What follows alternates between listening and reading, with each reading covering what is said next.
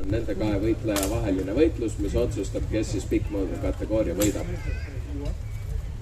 Siin tundub, et mõlemad võtavad jälle suhteliselt rahulikult, üritavad seal kaitsevarjust lüüa, võib-olla ka selle tõttu, et tegu on siis ikkagi nii-öelda pound pikkmõõdu kategoorias viimase võitlusega, et ei taheta väga nii-öelda rabistama ja nii-öelda ründama minna.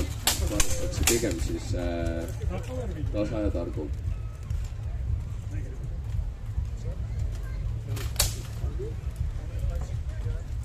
Siin meil võitlejatel on ka päris suur vanuse ja kaaluvahe, et Andrew on meil kõigest 16-aastane võitleja, Leonid samas juba siin rohkem nii-öelda teises nooruses, kohe võime öelda, Leonid on meil 36-aastane, päris suur on neil ka kaaluvahe, et Leonid kaalub meil 95 kilo, Andrew samas 70 kõigest.